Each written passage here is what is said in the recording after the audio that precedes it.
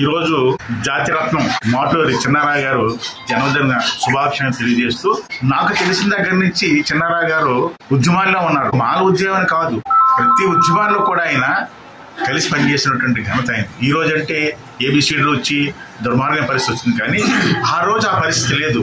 అందరితో కలిసి ఉండి చుండూరు కానీ కారంచేడు కానీ ప్రతి విషయంలో కూడా ఆయన దళితుల పట్ల, పేదల పట్ల పనిచేశాడు. పోర్ట్ ఎంప్లాయీస్ చాలా మంది చాలా ఎంప్లాయీస్ ఉన్నారు స్టీల్ ప్లాంట్లు, కంపెనీలు. కానీ అందరూ కూడా తనకు సొంతగా ఆస్తులు సంపాదించుకున్నారు, సొంతగా వ్యవహారాలు చేసుకున్నారు. కానీ మాటూరి చిన్నారావు గారు ఒక ఉద్యోగస్తుడు ఉండి కూడా ప్రజల కోసం, జాతి కోసం కష్టపడినటువంటి గొప్ప మనిషి.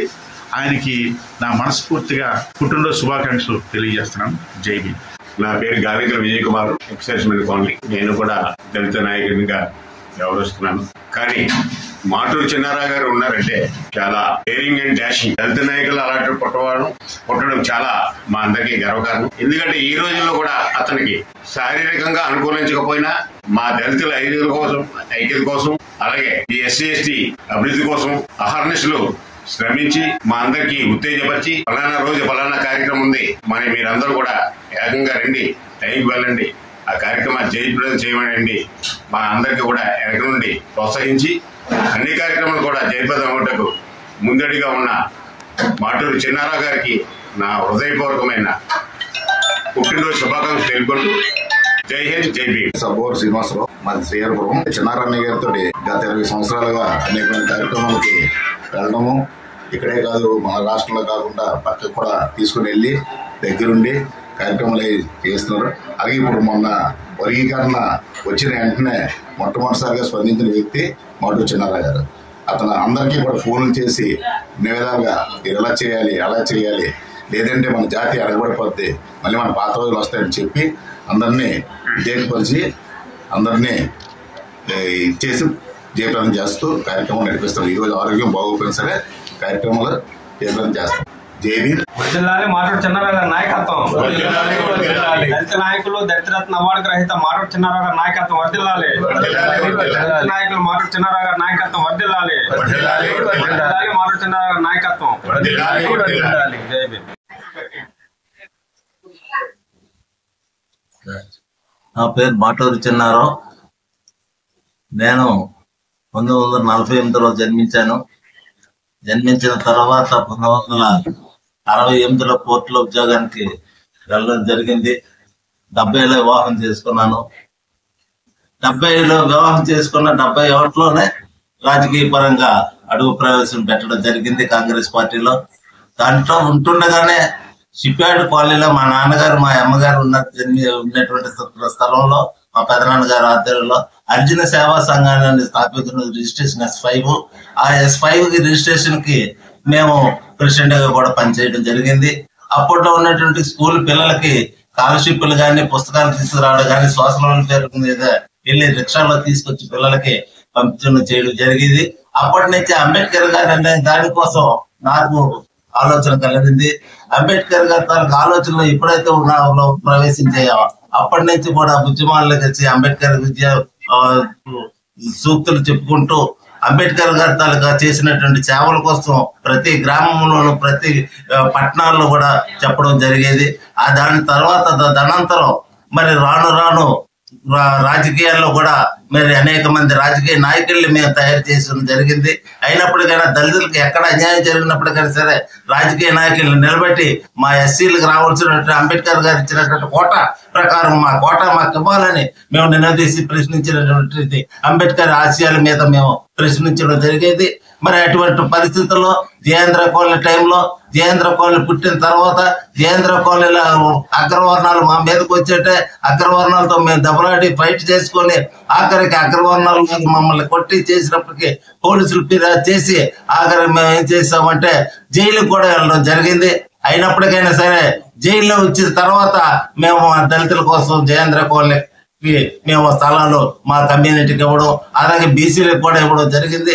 మరి మేము మొట్టమొదటి నుంచి కూడా అంబేద్కర్ ఆశయాల మీద అదే పరిస్థితిలో ఉంటుండగానే మరి మేము ఇక్కడ షెడ్యూల్ కులాల సంక్షేమ ప్రకాష్ నగర్ లో ప్రవేశించడం జరిగింది. ప్రకాష్ నగర్ అంటే సార్ విశాఖపట్నంలోనే ప్రకాష్ నగర్. విశాఖపట్నంలో ప్రకాష్ నగర్ పారిశ్రామిక ప్రాంతంలో ప్రధానంగా ఉండేది.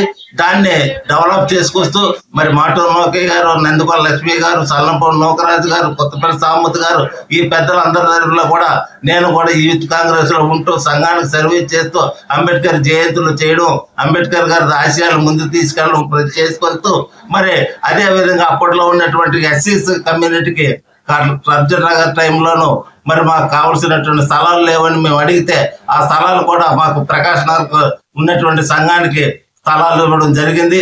ఆ స్థలాలు ఇచ్చిన తర్వాత మా కాలనీలు మేము డెవలప్ చేసుకుంటూ నేటికి ఈ రోజు కూడా అంబేద్కర్ జయంతి చేస్తూ మరి అంబేద్కర్ గారి ఆశయాల మేరకు నేటి వరకు కూడా మేము పోరాటాలు చేస్తూ మరి ఎప్పుడు కూడా నేటి తర్వాత మరి 94లో ఏబిసిడి వర్గీకరణ వచ్చింది. అది చంద్రబాబు నాయుడు టైంలోను ఎన్టీ రామారావు గారు చేశారు. కానీ అది ఎన్టీ రామారావు టైంలో చేసినప్పుడు చంద్రబాబు నాయుడు గారు దాన్ని అమలు పరిచాడు. అది ఎందుకు వచ్చింది? చుండూరు గొడవల్లో జరిగేటప్పుడు అదే చుండూరులో గొడవలోను మాదిగలకి జరిగితే అన్యాయానికి మాలలు నిలబడి మాలలు సహకరించి ఈ రోజు 1989 చట్టాన్ని తీసుకొచ్చింది మాల నాయకులు తప్ప ఏ ఒక్కరు కాదని ఇది నగ్న సత్యం. మరి 1996 నుంచి కూడా నాటి నుంచి నేటి వరకు కూడా మాలమానాడు పివి రాఘవతో అనేక ప్రయాణాలు చేసి ఢిల్లీ వెళ్ళి మన్మోహన్ సింగ్ గారిని కలవడం జరిగింది. మరి అలాగే పాస్వాన్ గారిని కలవడం జరిగింది. మరి ఢిల్లీ నుంచి ప్రయాణం చేసి సుప్రీంకోర్టులో కేసు వేసిన తర్వాత 2004లో సుప్రీంకోర్టు తీర్పిచ్చింది. ఆ తీర్పిచ్చేటప్పుడు ఆ తీర్పుని అందరూ కూడా అంగీకరించారు.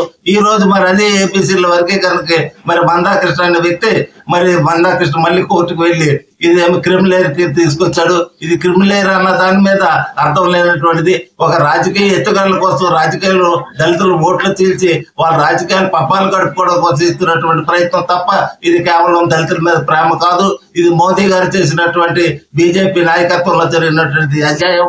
ఇది బీజేపీ చెప్తేనే సుప్రీంకోర్టు చేస్తుంది తప్ప అది రాజ్యాంగ పరంగా చేయలేదు. మరి రాజ్యాంగ పరంగా చేయాలనుకుంటే అది పార్లమెంట్కి వెళ్ళాలి. మరి పార్లమెంట్ నుంచి రాజ్యసభకి రావాలి, రాజ్యసభ నుంచి రాష్ట్రపతికి వెళ్ళాలి. మరి ఇవేమీ లేకుండా రాజ్యాంగాన్ని ఏ విధంగా అమలుపరిచి ఏ విధంగా రాజ్యాంగాన్ని తప్పుతో పట్టిస్తున్నారో మరి ఇదంతా గమనించవలసిన పరిస్థితి ఉంది.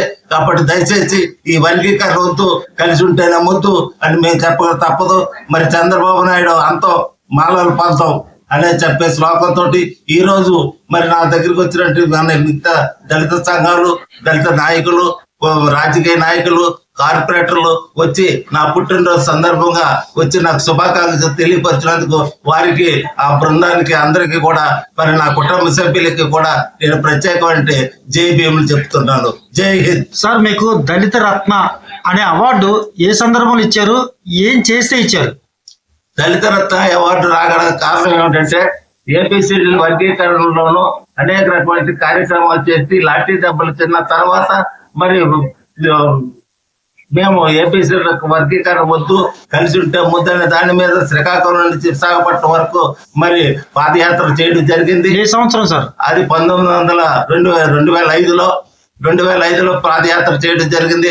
పాదయాత్ర చేసిన తర్వాత మరి నాకు గవర్నమెంట్ వారు అప్పుడు చేసుకొని నేను చేసిన పాదయాత్ర కలిసి ఉంటే ముద్దనే దాని మీద మరి అనేక కార్యక్రమాలు చేశాను. కాబట్టి అప్పట్లోనూ నేను చేసిన సంఘ సేవ కోసం మరి నేను సంఘ సర్వీస్ కోసం నాకు గవర్నమెంట్ సార్ అది ఏ సంవత్సరం ఇచ్చారండి? 2005.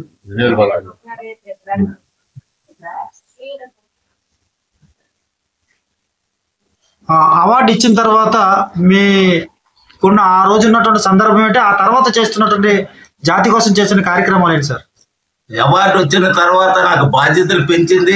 బాధ్యతలు పెంచిన తర్వాత నా బాధ్యత ప్రకారంగా నేను ఆ రోజు నుంచి ఈ రోజు వరకు కూడా నా ఆరోగ్యం బాగోలేకపోయినా మరి మానమానాడు దానికోసం మరి మొన్న ఆగస్టు 1వ తారీఖున సుప్రీంకోర్టు ఇచ్చినటువంటి తీర్పుకి మరి మేము వ్యతిరేకిస్తూ మరి విశాఖపట్నంలో ఎక్కడ జరగలేని దీనికి ఇక్కడ మేము మల్కాపురం పారిశ్రామిక ప్రాంతంలో భారత బంధు పిలిపించి భారత బంధు పిలుపుకి మేము ఆ బంధుని జయప్రదం చేయడం జరిగింది. మరి నాటి నుంచి నేటి వరకు కూడా మానమానాడు అనే కార్యక్రమానికి ఎవరు అడ్డొచ్చినా ఎవరు ఇచ్చేసినప్పటికైనా సరే త్రూఅవుట్ భారతదేశంలో మాలలకి అన్యాయం జరుగుతున్నటువంటిది నగ్న సత్యం. ఇది రాజకీయ పార్టీలు వాడుకుంటున్నటువంటిది, రాజకీయ పార్టీలు పెడుతున్నారు తప్ప ఇది కులపరంగా కాదు. ఇది మాదిలకే నష్టం, రెల్లీలకే నష్టం, మాలలకే నష్టం కలిగే ఈ క్రిమినల్ కాబట్టి అది రద్దు చేసి మళ్ళీ దాన్ని పరిశీలనలో పెట్టి న్యాయం జరగాలని కోరుకుంటున్నాం. సార్, విశాఖపట్నంలోనే మాల మహానాడికి తొలి బీజం నాటుకుంది అనే మాట అంటున్నారు. అది ఎంతవరకు వాస్తవం సార్? దానిలో మీకు ఉన్నటువంటి పాత్ర ఏంటండి? తొలి బీజం నాటుకున్న కారణం ఏంటంటే అసలు మాల మహానాడు అనేది పుట్టేదానికి కారణం అక్కడ ఎన్టీ రామారావు పెట్టిన తర్వాత మాల మహానాడుకి పేరు పెట్టడానికి కూడా మేము వెనకని చేసాం. కారణం ఏంటంటే అది మాలల కోసం అప్పుడు మందాకృష్ణ ఒక తప్పుడు మాట మాట్లాడాడు. ఏమంటే మాలలు ఎదురైతే నరికేయండి, ట్రాన్స్ఫార్మ్ ఎదురైతే వదిలేయండి. అప్పటి నుంచి కూడా మాలలు కూడా సిద్ధుల కులాన్ని పేరు పెడదామా, మాల మహానాడుని పెట్టుకుందామా, లేకపోతే దళిత ఐక్యవేదిక అని పేరు పెట్టుకుందామా అనేటువంటి మా కుల పెద్దలో ఉన్నటువంటి పెద్దలు కేబీఆర్ అంబేద్కర్ గారు టీము మేము కలిసి అందరం కలిసి నామకరణం చేయడం కోసం విజయవాడ వచ్చి విజయవాడలో అప్పుడు మాలమాడు అన్న నామకరణం పర్మినెంట్ చేసి అప్పుడు విశాఖపట్నం కాకుండా తెలుగుదేశం ప్రభుత్వంలోనూ నిజామా గ్రౌండ్స్ లో మా మంత్రి ఆయన మీటింగ్ పెట్టిన తర్వాత ఆ మంత్రి గారిని కూడా చంద్రబాబు నాయుడు పదవిని తీయడం జరిగింది. దాని కారణంగానే మాలల్లో కూడా ఇంకా బలం పెరిగింది, మాలల్లో కూడా ఒక రకం చైతన్యం కలిగింది. అంబేద్కర్ గారు ఇచ్చినటువంటిది ఆ ఒక యాపిల్ పండు ఆ ఫలాన్ని ఏ విధంగా తీసుకోవాలని, ఆ ఫలాన్ని సమకూలంగా చేయాలని 59 కులాలకి షెడ్యూల్ కులాలని పేరు పెట్టినటువంటి బాబాసాహెబ్ అంబేద్కర్ గారు పెట్టినటువంటి అదే ఆ రిజర్వేషన్ మీద మేమందరం కూడా సమానంగా నడుస్తున్నాం తప్ప ఒకరు ఎక్కువ ఒకరు తక్కువ అనేది భావం మాలో లేదు. మేము ఎవరికి కూడా అన్యాయం చేయలేదు, మాలలో ఎవరికి దోచుకున్నానని చెప్పిన దానికి మా దగ్గర మేమే మాదిగలకి ఎంత ఇచ్చామన్నది పుల్లకనగర్లో చేసినట్లయితే అప్పుడు ఎవరెవరు ఎస్సీ కార్పొరేట్లో మాలలు తీసుకున్నారు, మాదిగలు తీసుకున్నారు, దాంట్లో మరి అది మీరు స్వయంగా ఎంక్వైరీ చేసి అప్పుడు నిర్ధారణ చేయాలని కోరుకుంటున్నాం. సార్, అప్పుడున్న ఉద్యమాలకి ఇప్పుడున్నటువంటి దళిత ఉద్యమాలకి గల తేడాని ఒక్క మాటలో చెప్పండి సార్. అప్పుడున్న ఉద్యమాలకి ఇప్పుడున్న ఉద్యమాలకి తేడా ఏమిటంటే అప్పుడు ఉన్నటువంటి ఉద్యోగస్తులు కానీ కార్మికులు కానీ కర్షకులు కానివ్వండి, ఒక నాయకుడు అనేటువంటి వాడు జాతి పిలిపించినట్లు వెంటనే తక్షణమే స్పందించి నిస్వార్థపరంగా పనిచేయడానికి ముందుకు వచ్చారు. ఇప్పుడున్నటువంటి రాజకీయ నాయకులుగా చలామణి కేవలం వాట్సాప్లకే పరిమితం అవుతున్నారు తప్ప యాక్చువల్ గా ఉన్నటువంటిది న్యాచురల్ గా చేసినటువంటి కాదు, స్వార్థాలతో చేసుకున్నటువంటి ప్రజెంట్ నాయకత్వాలు. కాబట్టి ఇది కేవలం తాత్కాలికంగా చేసినట్టు గతంకి ఇప్పటికి తేడా ఎక్కడ వచ్చిందంటే అప్పట్లో ఉన్నటువంటి చదువు ఉన్నా లేకపోయినా ఒక పెద్ద నాయకుడు ఒక పిలిపించాడంటే అప్పుడు ఆ రోజుల్లో సెల్ ఫోన్ లేవు, సైకిల్ మీద వెళ్ళి ప్రయాణాలు చేసి ఆ రోజుల్లో మేము చేసినటువంటి ఇప్పుడు సెల్ ఫోన్ ఉంది, అన్ని అవకాశాలు ఉన్నాయి, ఫ్లెక్సీలు వచ్చాయి, అన్ని విధాలుగా ఉన్నాయి, సదుపాయాలన్నీ కూడా మరి వాళ్ళ జాతి పిలిపించి జాతికి అన్యాయం జరుగుతుంటే ఏ ఒక్కడు కూడా ముందుకు రాకపోవడం ఇది దౌర్భాగ్య పరిస్థితి. అంటే ఇది బాబాసాహెబ్ గారిని అవమానపరిచినటువంటి స్థితికి దయచేశారు. కాబట్టి దీనివల్ల అప్పటికి ఇప్పటికి మంచి ఇది పరిణామం. అంటే బాబాసాహెబ్ అంబేద్కర్ ఒకటే చెప్పారు, చదువుకోండి, చదివించండి, సమీకరించారు. కానీ మేము తీసుకొచ్చినట్టు రథాన్ని ఎక్కడి వరకు అయితే తీసుకొచ్చాను ఆ రథాన్ని అక్కడి దాకా వచ్చాడు కానీ తప్ప వెనక్కి తీసుకురావద్దని చెప్పారు. కానీ ఆ పరిస్థితుల్లో ఇప్పుడు లేరు. దయచేసి ఇప్పుడు ఉన్నటువంటి కేవలం స్వార్థాల కోసం చేస్తున్నటువంటి నాయకత్వాలు తప్ప ఇవాళ ఒక విశాఖపట్నంలో 20,000 మంది పిలిపిస్తే మరి రూరల్ నుంచి అంతమంది రాగలిగారు. మరి సిటీలో ఉన్నటువంటి ఇంతమంది ఉద్యోగస్తులు ఉండి సిప్యాడ్, పోర్టర్స్, జింకో, హెచ్పిసిఎల్, బిహెచ్పి ఇట్లా కంపెనీ నుండి కూడా మరి ఒక్క మాల ఉద్యోగస్తులు కూడా రాలేదు అని అంటే ఇది ఎంత అవమానకరం. అంబేద్కర్ గారి ఆశయాలు రిజర్వేషన్లో ఫలితాలు లాభాలు పొందుతున్నారు తప్ప మరి అంబేద్కర్ గారు ఇచ్చినటువంటి దానికి పిలుపుకి అతని తాలూకు ఆశయాలు ఎవరు పాటిస్తున్నారు, ఇవన్నీ ఎందుకు చేస్తున్నారు? నువ్వు ఎప్పుడైనా చేయాలనుకుంటే నీతి నిజాయితీతో పనిచేయండి. అంబేద్కర్ గారు ఇచ్చిన పిలుపు మేరకు ముందు అతని ఆశయాలు ముందుకు తీసుకువెళ్ళండి. కానీ ఇలాగ స్వార్థపరులతోటి రకరకాల ఆలోచనలు పెట్టుకొని పిలుపునిచ్చాము, మీరు రాలేదు, అది చేశారు, ఫ్లెక్సీ మీద ఫోటోలు లేవు అనేటువంటి చెప్పడం కాదు. ఎవరైతే భారం మోస్తున్నారో ఆ భారం మోసేవాడికి తెలుస్తుంది కష్టాన్ని. నీకు ఆ కష్టాన్ని తెలియాలంటే నువ్వు కూడా నాయకత్వం తీసుకో. ఒక పెద్ద ఆయన పిలిపించాడంటే ఆ పెద్ద ఆయన పిలిపించి పలానా అతడికి ఇక నీకు ఈ బాధ్యత చెప్పావు, ఈ బాధ్యత కానీ నీ పనులు నువ్వు చెయ్యి అని చెప్పేటటువంటి ఉండాలి. కానీ ఇప్పుడు అలా లేరు. కాబట్టి అందరూ స్వార్థపరులు అయిపోయారు. కాబట్టి దయచేసి నేను చెప్పేదంటే కల్మషం లేకుండా అంబేద్కర్ గారు ఇచ్చినటువంటి ఆశయాలకు సూచనల మేరకు మనం కార్యక్రమాలు తీసుకెళ్ళాలి. మాలమానాడు ఉద్యమాన్నది ఇది వేళ భారతదేశం మొత్తం మీద జరుగుతున్నటువంటి దళితులకు మాలలకు అన్యాయం. కాబట్టి దయచేసి మాల సోదరులారా మీరు నిద్రపోకండి, లేవండి, లేచి ముందు అడుగు వేయండి. మాలలు ముందు అడుగేసి మాలలకు జరుగుతున్న అన్యాయాన్ని చెప్పి మరి ప్రతి ఒక్కడు కూడా రేపు జరగబోయే 15వ తారీఖు మీటింగ్ కి డిసెంబర్ 15 మీటింగ్ కి జరిపేదం చేయాలని కోరుకుంటూ మీ దగ్గర నుంచి సెలవు తీసుకుంటాం.